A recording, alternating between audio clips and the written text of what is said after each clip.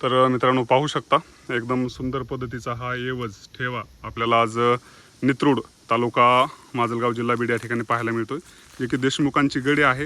हे स्वतः देशमुख साहेब आपल्याला या ठिकाणी मदत करण्यासाठी आले, त्यांच्यामुळे आपण ही गडी पाहू शकलो। तर आपण आता चाललेलो आहोत पलीकडं, जे की थोडंसं चांगल्या प्रमाणामध्ये त्यांनी त्यांचा जो भाग आहे तो वास्तव्याचा भाग आता आपल्याला दाखवणार आहेत। हे जे पडझड झालेले आहे त्याचं मेन रिझन या ठिकाणी आज राहायला कुणीही नाही। पाहू शकता पूर्ण गडी जी आहे त्या ठिकाणी पडझड झालेली गडीची, कारण की इथं कुणी राहायलाच नसल्यामुळं आणि आतमध्ये खूप लादण्या आहेत। 4 बुरुजांची ही गडी आहे। लादण्या किती असतील सर सगळ्या अंदाजे? हां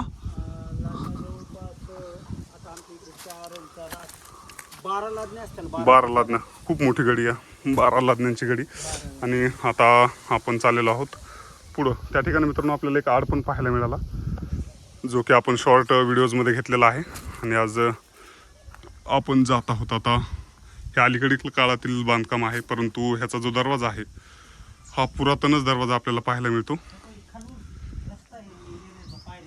हा, खालून आणि वरून दोन्ही साईडने येण्यासाठीचा रस्ता आपल्याला त्या ठिकाणी पाहायला मिळाला। इथून पण येता येते म्हणजे आता तिकडून आलो होतो आपण, त्याच्यानंतर हे इकडून एक ह्या पायऱ्या असेच आहेत खालीपर्यंत। बरोबर। आणि हे इथं पण पायऱ्या दिसायला आता पायऱ्या केल्या, आता केल्यात का? हे गाव आहे मित्रांनो, हा बुरुज। आता ह्या बुरुजा म्हणजे ह्या रिअल पायऱ्या आहेत, जे की गडीची पडझड झाल्याच्या नंतर ह्या पायऱ्या आपल्याला केलेल्या आढळतात।